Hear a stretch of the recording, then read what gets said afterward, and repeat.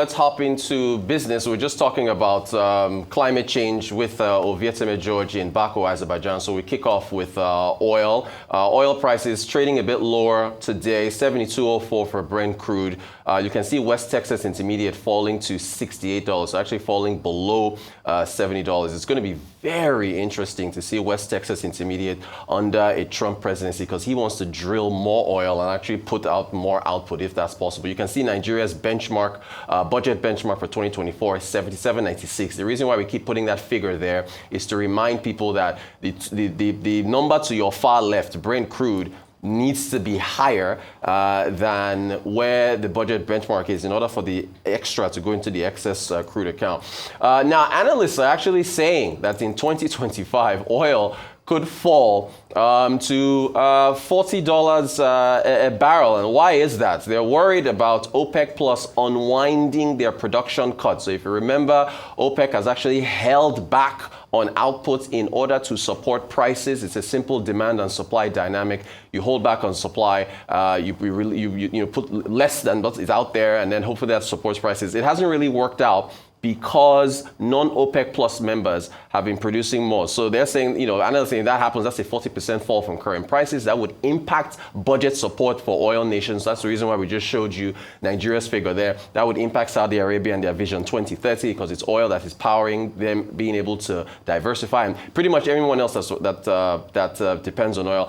OPEC, of course, could slow that down in order not to have that precipitous fall in oil prices. Couple quotes from an energy trader, Tom Klotz, I think is his name, Closer, excuse me, said there's more fear about 2025's oil prices than there has been since years. And any year I can remember, since the Arab Spring. He also continues by saying that you could get down to $30 or $40 a barrel if OPEC unwound and didn't have any kind of real agreements to rein in production. They've seen their market share really dwindle through the years. I remember Trump has called OPEC a cartel in the past. And so and just to understand the loss in market share, Guyana, Brazil, the United States, Canada, all these non-OPEC plus nations are pumping out more oil, which is impacting the market share of the OPEC plus countries. And so that's the reason why they have to play these dynamics with production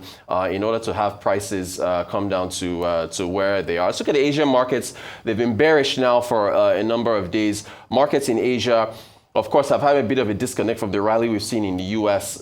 In China, although the Shanghai Composite Index, also the CSI, were on the positive side, 24 basis points. But you see the Kospi in Korea, which is down. The Hang Seng in Hong Kong, that's down as well. The Nikkei 225 in Japan. Much of this, geopolitical issues. 1, 2, earnings from companies. And then 3, just general worries about what could happen in terms of trade. Trade, of course, is a big topic for a number of nations around the world. The U.S. markets, they finally, what's that song with Rema and Selena Gomez? It calmed down. They finally calmed down after 5+ days of a rally, right? You can't rally forever. So since the election, markets have been on a tear, but yesterday they actually took a pause. So the Dow Jones Industrial Average, remember that crossed 44,000 for the first time. It's fallen back to 43,910. S&P 500, which crossed 6,000 points, that's fallen down to 5,983 as of yesterday. This is yesterday's market close. The NASDAQ was down. Russell 2000 was at some point when you've had such a big rally, people are going to take profits. And speaking of that, Bitcoin actually did touch, it was at 89,000.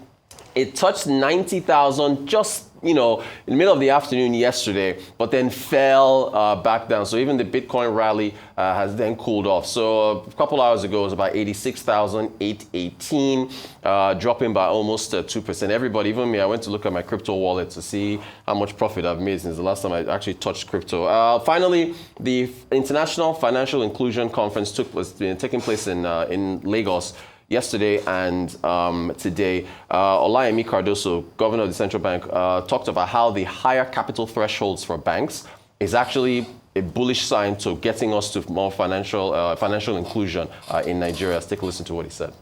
The 2023 EFINA Access to Finance survey reveals that 26% of the adult population remains financially excluded.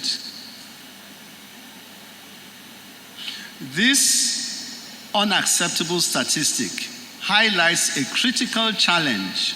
Almost 1/3 of Nigerians cannot access capital to grow businesses, secure savings for the future, or obtain insurance to mitigate risks. The absence of these services sadly traps individuals in cycles of poverty and stunts national economic expansion. Widespread access to financial services is an enabler of economic activity. Micro, small, and medium enterprises, which are the backbone of Nigeria's economy, can thrive with improved access to credit, creating jobs and boosting productivity. In line with its efforts to deepen financial inclusion, the Central Bank of Nigeria recently introduced new minimum capital requirements for banks. This strategic move ensures that banks are well capitalized, enabling them to take on greater risks, particularly in underserved markets. With a stronger capital base, banks can provide more loans and financial products to MSMEs, rural communities, and other vulnerable segments that have previously struggled to access formal financial services. This policy not only strengthens financial stability, but also serves as a catalyst for inclusive growth. All right, that's pretty much our update on the business front. So a couple of things, Rich. Number one, yeah, he's said all the good stuff, but the question again is, yes, you're pumping all of those capital, you're telling them to raise a lot of money. To what economy? Is it an economy that interest rates over 30%, and that also hampers lending? Interest rate is about 26, 27%, but when you go to the banks, it comes down to about 30%. That's why I say interest rate, lending rate. Yeah. Also, to what economy? Economy that has not a lot of disposable income, that manufacturers are saying that they can't even sell most of their inventory, so unsold inventory has been going up in number. Thirdly, to an economy that is greatly devalued, that you're losing your pep and your edge. So, yes, you said the banks should go. Most of the banks did really argue that we don't really need this capital, but you said, okay, it's for that drive for a 1 trillion economy. But we have slumped down in those economic numbers about a 3 billion-ish economy today. I think what is most important is they need to be able to look for ways to be able to diversify also to fix the economy.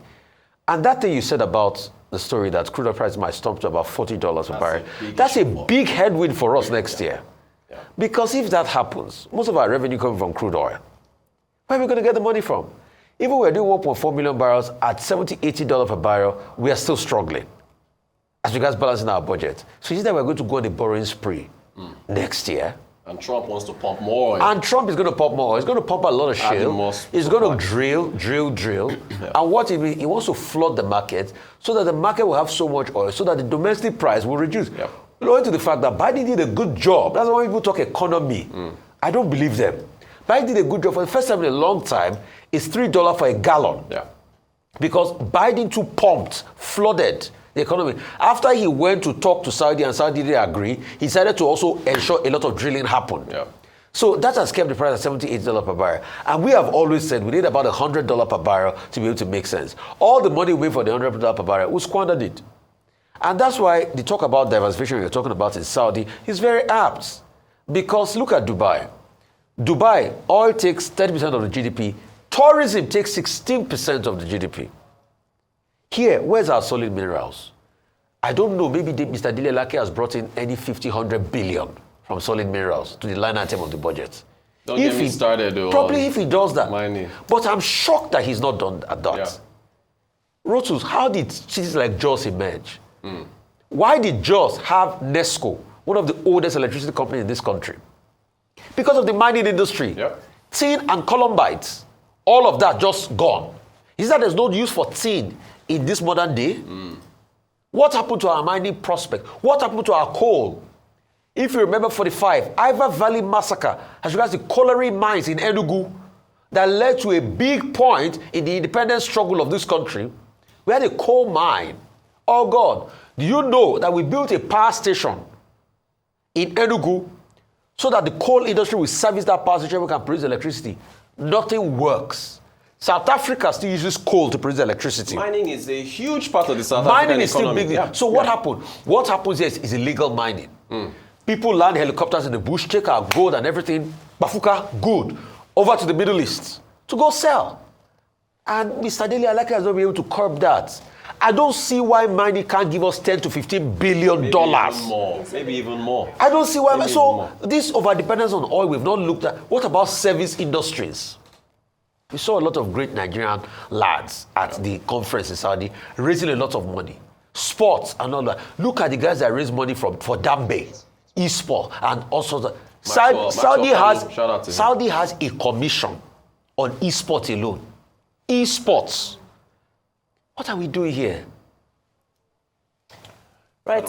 Gotta work. You know, that projection really just knocked the wind out of me because when we started the show, we were talking about the projections that oil will peak in 2030. So, 2030 is actually probably a highly optimistic projection of when we're going to see oil prices sort of peak, and are they going to plateau? I mean, what's going to happen, you know? And just as Rufai has already expressed, this is actually a very terrifying, I mean, I hate fear-mongering journalism, of course. but at this moment, you look at the 40 is a very, very, 40% fall, is a very scary number. Yes, it's actually $40, to $40. That's right. It's a projection, It's a projection. who knows? But the dynamics suggest that with more supply, it'll fall further next year. It'll fall further. Yeah. So, so what are we doing about that? We've got ample time. All of these projections have existed for a long time. As much as this particular one is a new revelation, generally the rest of the world has been working towards 2030. So, that's a very concerning one. Now on the American markets. Yeah. Listen, I have to stand with you guys because I think Trump's appointments at the moment are getting a lot of people worried, losing, there was a great sense of hope, and people are now just a little bit confused. With yesterday you said that the Department of Education was going to be scrapped, and now you're introducing DOGE, Department of Government Efficiency, with Elon Musk and Vivek Ramaswamy. All fair and fine, but you now ask yourself, okay, so is this going to be a government of cronyism that we're normally so? National Security Advisor. The defense. With no experience. The defense secretary, sorry. With no experience, so just Fox News TV presenter. Don't mention Fox News. And National Guard veteran. But so in a nutshell, I think, of course, still a flurry of appointments coming in, yet to see what that will look like beyond from inauguration day and beyond. But definitely a lot of people are like, especially that Elon Musk one, we're just like. Have they given Tucker Carlson and Sean Hannity something?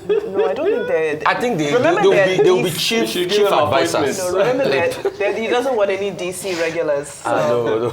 All right, Rotus, thank you so much.